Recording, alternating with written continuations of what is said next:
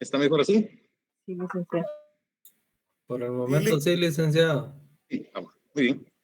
Como les había comentado, tengo las diapositivas, pero no me dio tiempo de terminar. Pero vamos a iniciar con las facultades que tiene el patrono para ejecutar despidos. En términos generales, perdón, un segundo, solo necesito.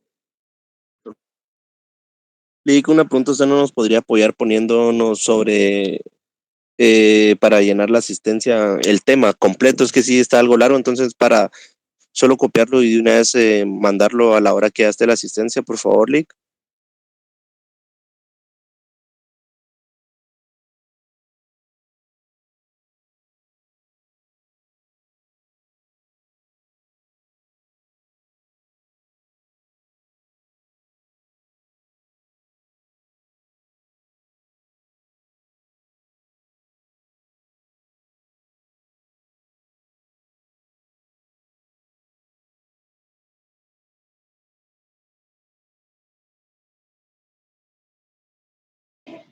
¿Sí? No, si no lo voy a seguir. Perdón, me decían que les pusiera que les mandara ahorita el tema. Sí, para tenerlo ahí por cualquier cosa, Lick, para cuando ya esté la asistencia, por favor, si nos hace. De igual manera, voy a enviarle las diapositivas. Voy a tratar de hacer. Y ahorita lo estoy haciendo.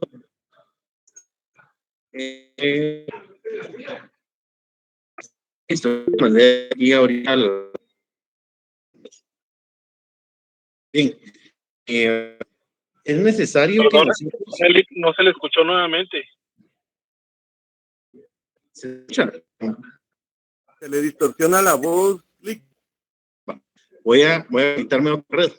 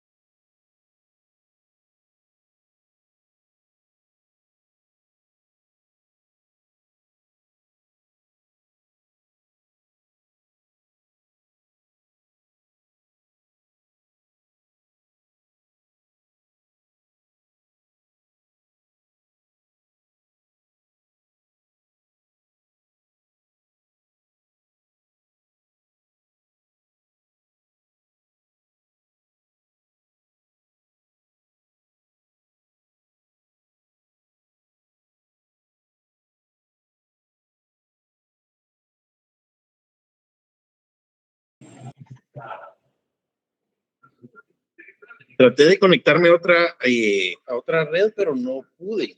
No sé por qué no me alcanza el wifi acá. Pero, ¿cómo se escucha ahorita? ¿Sí me, Billy, sí me escuchan? sí, yo sí lo escucho. Bien, vamos entonces. La clase de hoy será sobre la flexibilidad para que los patronos puedan efectuar despidos. En términos generales, los patronos pueden efectuar despidos en cualquier momento.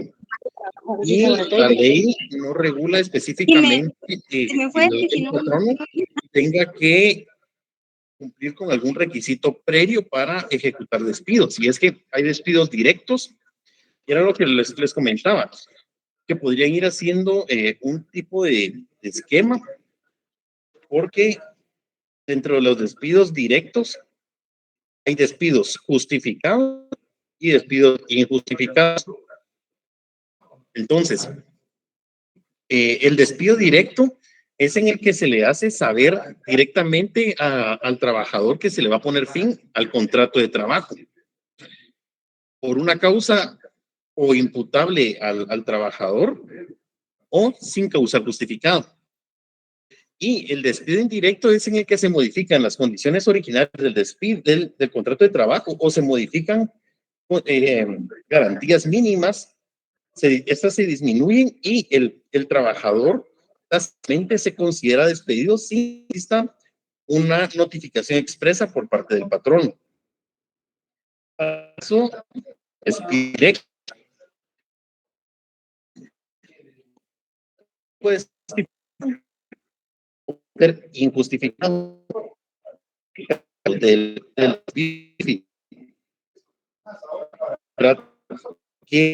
No se le escucha nada, se le entrecorta mucho. Cerré la puerta, permítanme un segundo.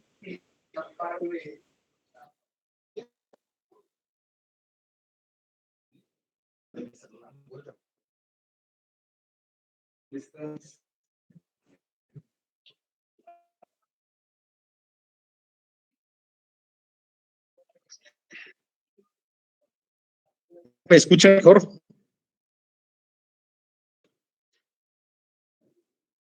Sí, ya me escuchan mejor. Ahorita sí se le escucha, Lick. A veces se le escucha claro y a veces se empieza a entrecortar. Lick, y si mantiene la cámara apagada para que los datos no le afecten con la cámara. Bueno, vamos a intentarlo de esa manera. Vamos a ver. Listo. ¿Me escuchan mejor? Ahorita sí. Ahorita sí. Estamos platicando respecto a que existen despidos justificados y despidos injustificados. Los despidos justificados están previstos en el artículo 77 del Código de Trabajo. Y el artículo 77 tiene hasta la literal K. Todos tienen manos del Código de Trabajo, ¿verdad? Entonces, podrán notar cuáles son las causales. Te voy a poner como ejemplo. La literal B establece cuando el trabajador comete alguno de los enumerados en el anterior contra algún compañero de trabajo durante el tiempo que se ejecuten las labores, siempre que como consecuencia de ello se altere gravemente la disciplina o se interrumpan las labores. Y la literal anterior, que es la literal A, establece que cuando el trabajador se conduzca durante sus labores en forma abiertamente inmoral o acuda a la injuria, a la calumnia o a las vías de hecho contra su patrono o los representantes de este en la dirección de las labores. Se dan cuenta que existe un poco de apertura para que el patrono pueda considerar alguna situación moral o inmoral. Esto dependerá de la axiología de cada persona, puede variar de sociedad en sociedad, porque para algunas personas alguna situación puede considerarse inmoral y para otras pues podrá ser su diario vivir. Entonces, también acá existe un poco de apertura por parte de la norma para que el patrono también pueda discernir qué trabajadores encuadran o no encuadran dentro de la conducta ordinaria de su empresa o del centro de trabajo. Es necesario que acá en el ámbito laboral, en términos genéricos, no especifiquemos una empresa o una sociedad anónima. Yo acabo de hacerlo, pero es mejor utilizar los términos que el mismo trabajo, que en este caso era el centro de trabajo. Entonces, les comentaba, esas son causales que el patrono puede utilizar para ejecutar un despido directo justificado. Precisamente es justificado porque existen circunstancias que ya la ley prevé para que se pueda ejecutar el despido sin que exista una consecuencia jurídica para el patrono. Ahora, también, una vez le es notificado al trabajador que está siendo despedido por una causal y que no, en efecto, y por consecuencia jurídica, no le van a hacer efectivo el pago de la indemnización por tiempo servido, también el patrono, el trabajador tiene el derecho de emplazar al patrono ante los juzgados de trabajo para que el patrono pruebe la justa causa del despido y pueda dilucidarse si en efecto es necesario pagarle al trabajador la indemnización por tiempo servido o no es necesario. Eso está establecido en el artículo 78 del Código de Trabajo. Se establece que puede emplazarse al patrono con el objeto de que pruebe la justa causa en que fundó el despido. Si el patrono no prueba dicha causa, debe pagar al trabajador la indemnización que según este código debe corresponder, que se refiere a la indemnización por tiempo servido y a título de daños y perjuicios hasta un máximo de 12 salarios. En este caso, es necesario hacer la distinción que existe entre los daños y perjuicios en el ámbito civil, que son los que se utilizan de manera genérica dentro de la esfera del derecho, y los daños y perjuicios previstos para el derecho laboral. Ahorita sí todos me escuchan bien, ya no se escucha entrecortado. Sí, se le escucha bien. Sí, licenciado, se escucha bien. Gracias. Entonces, ustedes ya llevaron hasta Civil 4. Ya todos llevaron Civil 4. Sí, ¿Se recuerdan entonces qué son los daños y qué son los perjuicios? Son instituciones diferentes para el derecho civil y que se rigen para diferentes situaciones. No tengo el Código Civil aquí a la mano, pero la ley establece que los daños son las mermas en el patrimonio del acreedor y los perjuicios son las ganancias lícitas que se dejan de percibir. No, como les digo, no tengo aquí el Código Civil a la mano, pero la ley eso es lo que prevé para estas instituciones en materia civil. Entonces, los daños y perjuicios pues serán reclamaciones que resulten por situaciones en las que existió algún daño meramente pecuniario para alguna de las partes. Sin embargo, para el derecho laboral los daños y perjuicios son una sola institución y consisten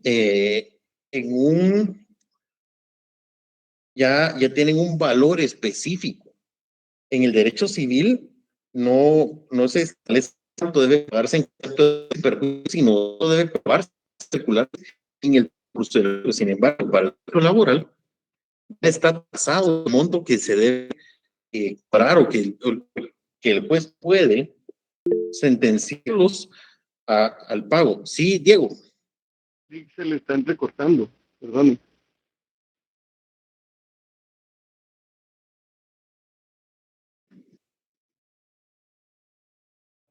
¿Ya me escuchan? Ya se Ahí está regularizó. mejor el audio, Lick, no se ha entrecortado. Vamos, re bien. Entonces, estábamos platicando de los daños y perjuicios. En el derecho laboral están ya previsto, ya está previsto el monto que se puede cobrar en ese concepto. En el momento en el que se despide a un trabajador aduciéndole alguna causal justificada de las previstas en el artículo 77, no se hace efectivo el pago de la indemnización por tiempo servido. Considerando que el trabajador puede emplazar al patrón, eso quiere decir que tiene la facultad de instaurar o iniciar un juicio ordinario para que el patrono demuestre la causal que utilizó o que pruebe la justa causa que utilizó para efectuar el despido. Considerando, entonces, por ejemplo, estamos en junio, ¿verdad? Si a una persona se le despidió en enero, aduciendo que tenía un certificado y inicia su juicio ordinario laboral, digamos que el despido fue el 2 de enero y el 20 de enero, 18 días hábiles después, planteó su juicio ordinario laboral para que le prueben la justa causa del despido. Pero el patrono no tiene medios suficientes para probar la causa que utilizó en el momento que lo despidió. Dentro del juicio, el trabajador no va a tener necesidad de aportar pruebas, sino va, dentro del escrito inicial, va a realizar aseveraciones que el patrono va a tener que desvirtuar por la inversión de la carga de la prueba. Entonces, si durante el juicio el patrono no logra desvirtuar todos los requerimientos y las aseveraciones que realizó el trabajador en el escrito inicial, el juez lo condena al pago de la indemnización por tiempo servido. Quiero que agreguen esto a su prontuario. El Código de Trabajo prevé un máximo de meses para el pago de la indemnización por tiempo servido. Yo quiero que ustedes investiguen, si yo trabajé 25 años en una empresa, cuánto, hagámoslo sin establecer o sin considerar un salario mínimo real. Yo gano hoy 2,000 quetzales mensuales y trabajé 25 años para una empresa y me despiden sin causal justificada. Entonces, para su prontuario, al prontuario, quiero que le ¿cuántos meses de salario tendría que pagarme o cuál sería el monto que tendría que pagar la empresa en concepto de indemnización por tiempo servido? Licenciado, ¿podría repetir nuevamente el dato? Disculpe, es que se entrecortó. Sí, con gusto. Yo trabajo o he trabajado 25 años para una empresa. Mi salario mensual son 2,000 quetzales. No asumamos el salario mínimo real, sino asumámoslo en 2,000 quetzales. Si a mí me despiden hoy por medio de un despido directo e injustificado, ¿cuál es el monto que ascendería a la indemnización o cuántos meses tendrían que pagarme como máximo en compensación al despido? Quiero que lleguemos al tema de cuánto es el máximo que debe pagarse. Sí, Cristian. Licenciado, estaría en el artículo 18 del Código de Trabajo, no en el inciso B. El artículo 18, inciso B. Ajá. ¿Qué dice el artículo 78, 18? inciso B. Ajá. Dice, a título de daños y perjuicios, los salarios que el trabajador ha dejado de percibir desde el momento del despido hasta el pago de su indemnización, hasta un máximo de 12 meses de salario y las cosas judiciales. Y dice que son de 10 meses del salario del sector público. 10 meses de salario. No creo que no te entendí esa parte. Bien, lo que pasa es de que según para las instituciones públicas, según la Constitución de la República, me parece que es no sé si es el 111 o 112, dice que son 10 salarios o 10 meses el máximo que se pagan en las instituciones públicas. 10 meses. Edwin. Buenas tardes, licenciado. Eso es con respecto a daños y perjuicios. Ahora lo que es la indemnización se toma el tiempo servido, en este caso 25 años. Ese es lo que usted dijo. Mayra. Perdone, licenciado. Solo quería preguntar, ¿qué artículo fue el que leyó el compañero? Fue el artículo 78, pero no ese es el fundamento legal. Ok. Yo necesito que lleguemos a ese tema. ¿Cuánto es el máximo de meses que se puede pagar en concepto de daños, de indemnización por tiempo servido? En cuanto a los daños y perjuicios, estamos muy claros, el que se prevé que es un máximo de 12 salarios. Pero necesito que máximo debe pagar un mercado si existe un límite por la ley. Entonces, lo que quiero que puntual en la próxima mañana vamos a unificar un criterio. En el momento va a ser mi criterio, ¿verdad? Lo que es el no se le escucha, Lick. ¿Ya me escuchan? Se escucha entrecortado, licenciado, fíjese. Se sigue escuchando igual, licenciado, entrecortado, no se entiende. Voy a probar. Bien. Necesito que hablemos el tema de si existe un límite para pagar la indemnización, si existe un máximo, o también si existe un mínimo. ¿Sí? Para que mañana podamos nosotros unificar criterios respecto a eso. Como les digo, no es que vayamos a unificar mi criterio, sino lo que la ley establece y qué norma va a prevalecer si dos normas regulan la misma institución de derecho. También al respecto que pueden buscar qué regula o qué convenios existen de la OIT para garantizar ese derecho. Bien, entonces, volviendo ahorita a los notificados que judicialmente hay que probar la causal de despido. En el momento en el que el patrono comunica al trabajador que debe cesar en sus labores por alguna de las causales que prevé el artículo 77 del Código de Trabajo, no necesariamente va a acompañar los medios de prueba, porque técnicamente, desde el punto de vista muy estricto del derecho, en ese momento aún no van a existir los medios de prueba. La prueba, hasta el momento en el que se va a ofrecer, proponer, diligenciar y valorar, hasta ese momento nace la prueba. Antes serán indicios o será cualquier otra situación, pero no va a ser aún la prueba. Entonces, administrativamente dentro de la empresa puede que exista un pacto colectivo incluso que tengas preestablecido un procedimiento administrativo en el que se le dé la oportunidad al trabajador de defenderse de cualquier imputación. También existe, antes de llegar a los juzgados laborales, una etapa administrativa en la Inspección General de Trabajo. Regularmente, las instituciones privadas no van a la Inspección General de Trabajo, porque esto ya les conlleva una multa.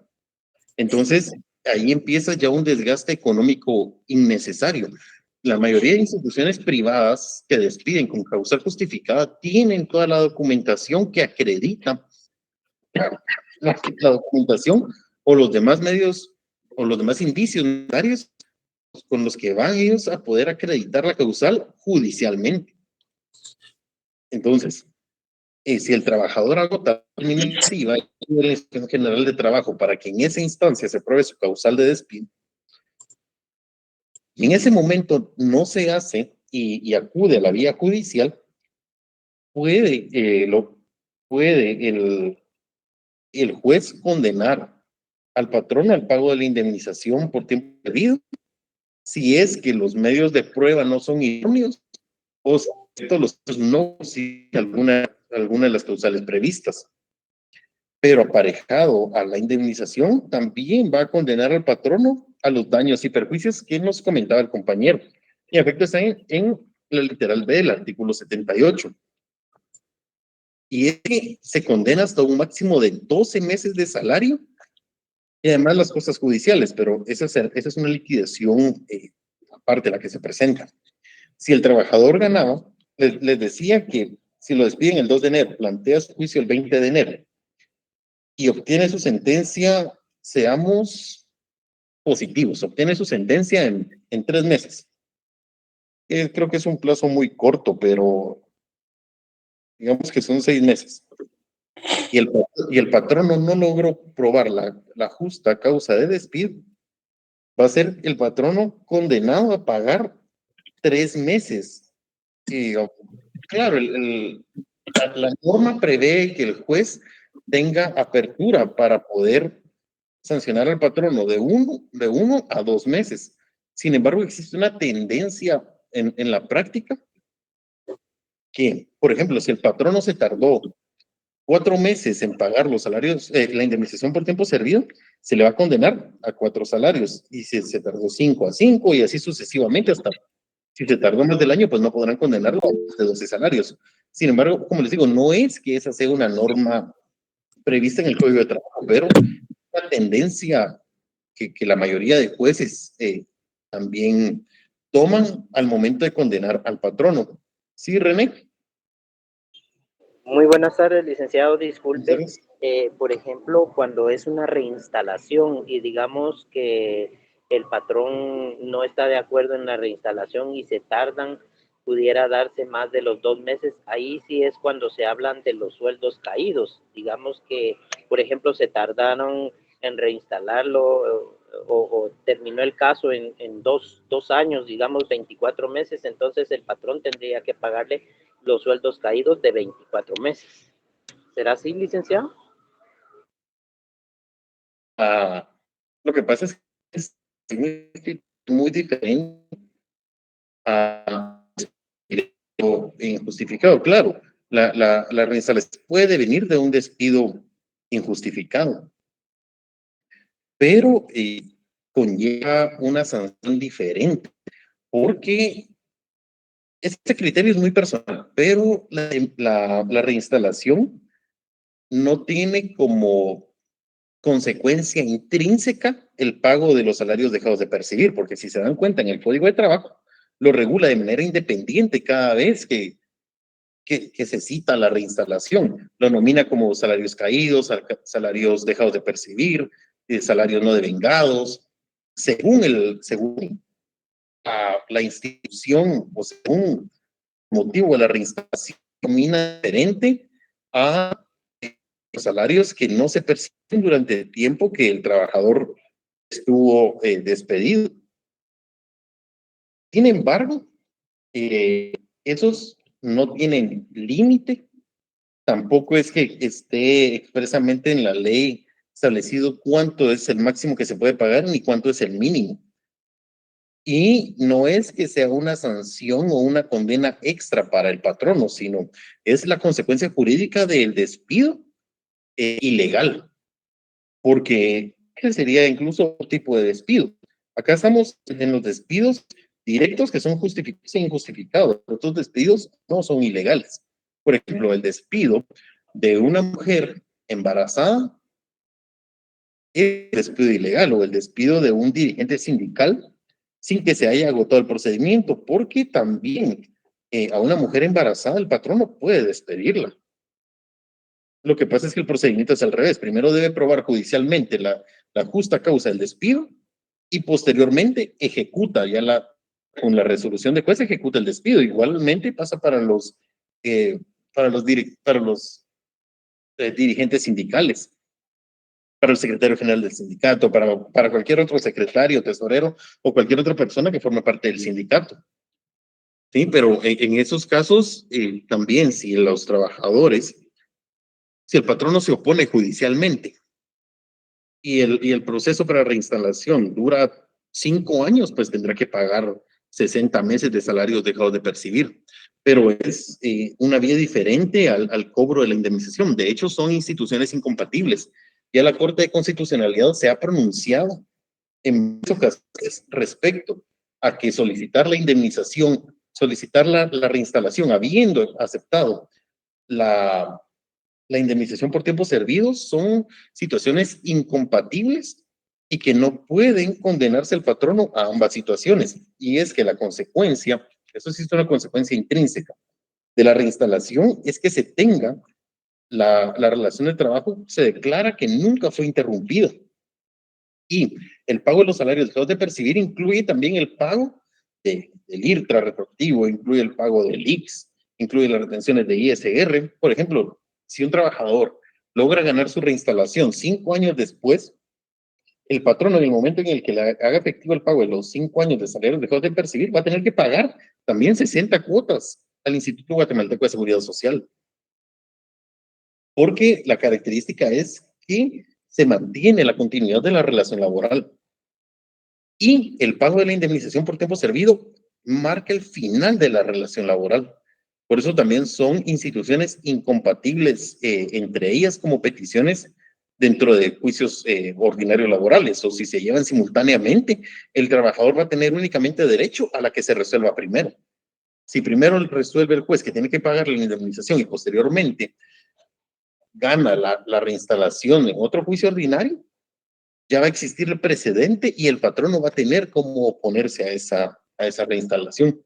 Y viceversa, si el trabajador, si primero se resuelve el juicio ordinario en el que se lleve la reinstalación y posteriormente gana el juicio para que le paguen la indemnización, al existir incompatibilidad entre ambas instituciones, va únicamente a ejecutarse la sentencia que haya surgido primero, la que se haya resuelto primero, pero son instituciones completamente diferentes.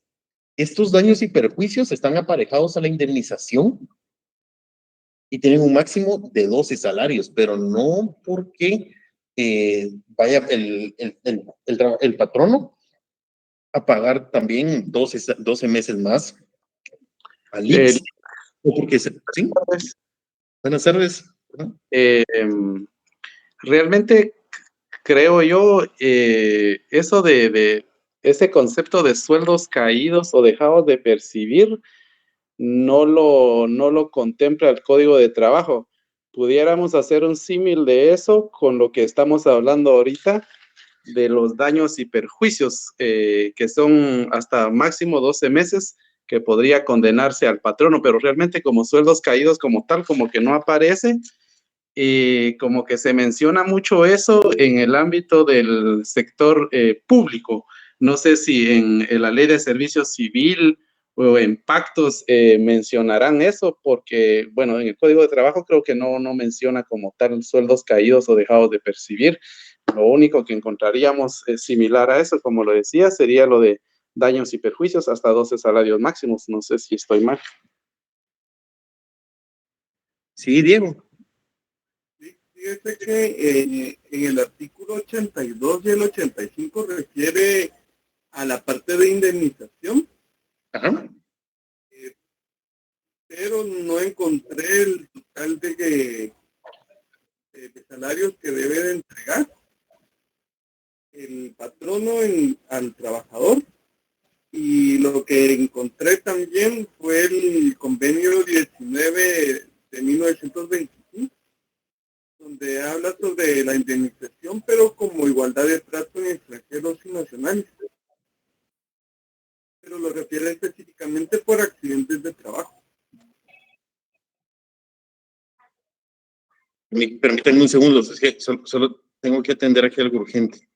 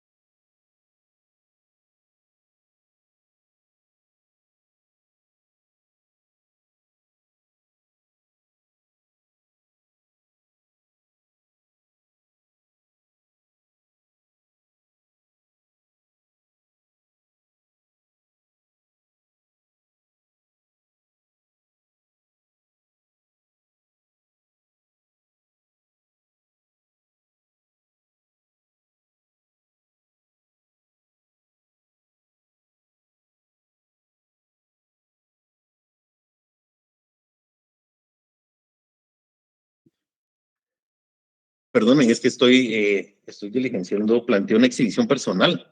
Entonces, estoy ahorita diligenciando que vayan a verificar si existe algún vejamen o si en efecto existe alguna detención ilegal. Entonces, casos ahorita tan cercanos y no tengo opción a correrlos, ni hay, aquí todos los días y horas son hábiles.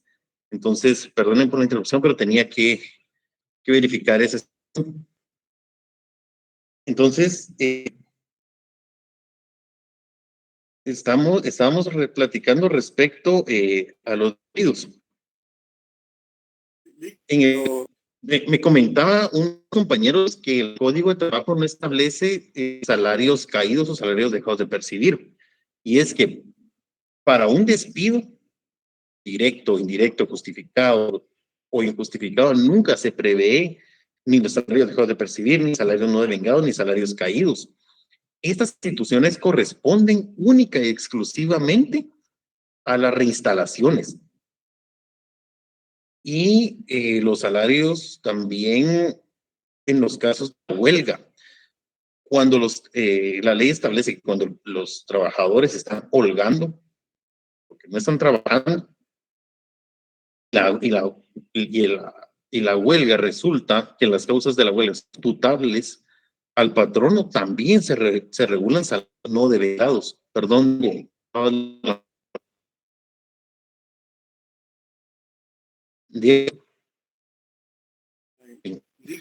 Ahora que en el artículo 32 menciona sobre la indemnización, que es un salario por año. No te logré. ¿Podría repetir la pregunta? De acuerdo a la tarea que nos dejó para el prontuario, que la indemnización es un salario por año servido. Sí, mañana vamos a unificar el criterio porque vamos a enfocar esa situación respecto hasta cuál es el máximo que el patrón no debe pagar. Muy bien, gracias. Gracias.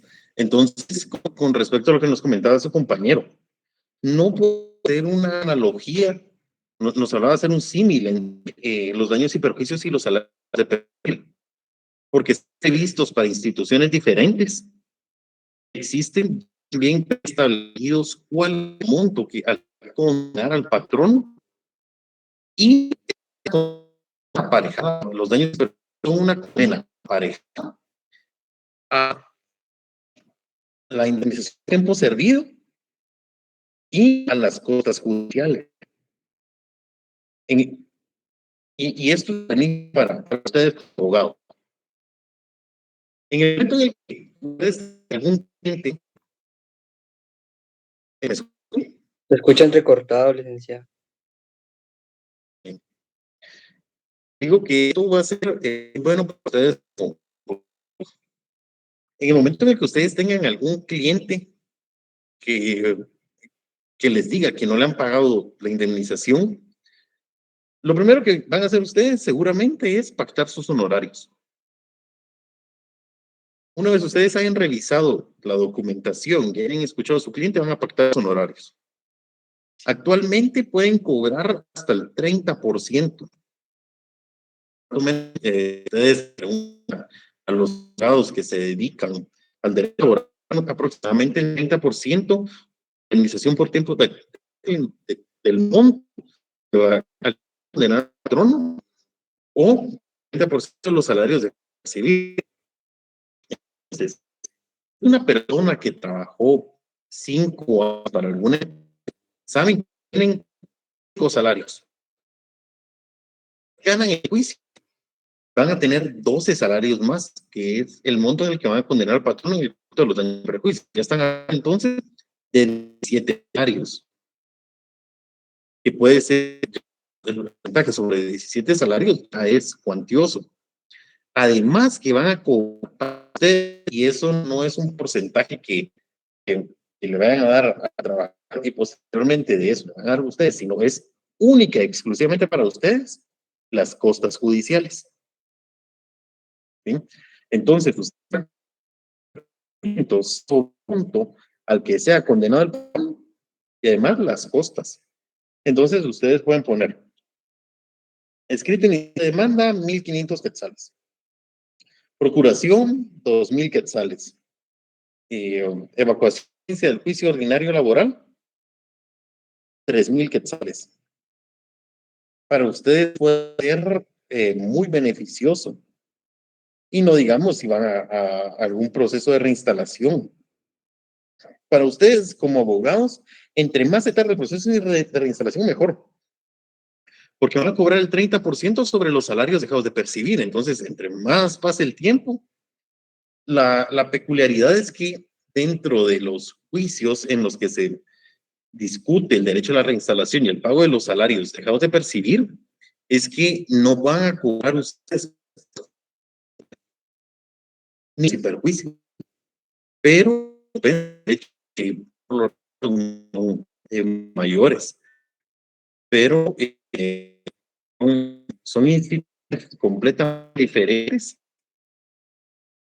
y en efecto el código de trabajo sí prevé los horarios dejados de percibir y los salarios caídos, los salarios no denegados. Y por eso les decía que resulta parecer que no es una consecuencia intrínseca de la reinstalación, el pago de los salarios caídos, porque el pacto, el código de trabajo los regula de manera diferente. ¿Sí han logrado escucharme? Por ratos, Un poco, lo perdemos por ratos. Voy a... Muy poco, licenciado, se escucha siempre entrecortado, no se escucha claro. Voy a utilizar mañana otra red para que me escuchen mejor y enviarle dudas. Y si tienen dudas de algo de lo que hoy, con gusto me ayuda a o igualmente podemos despejar las dudas. La diferencia entonces entre un despido justificado y un despido injustificado, hacer la principalmente hacer patrón justificado que ha sido perdone, pero no se entiende nada. ¿Ya escuchan? Nos quedamos desde que se cobraba el 30%.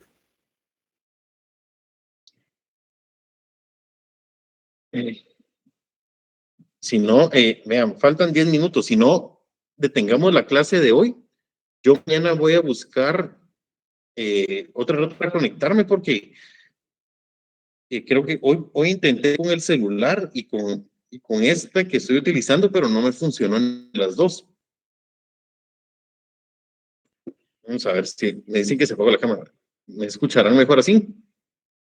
Igual se le distorsiona, le aguantará un minuto y de ahí se vuelve a perder. Bien. Faltan 9 minutos. Dejemos hasta hoy acá la clase. Mañana continuamos con el tema de los despidos y les voy a enviar la primera parte de las diapositivas de lo que platicamos hoy. Y con todo gusto yo despejo sus dudas mañana. O si también me las envían a Classroom, voy a tratar de respondérselas hoy en la tarde, hoy en la noche. Muy bien, Lick, gracias. Muy bien. Entonces,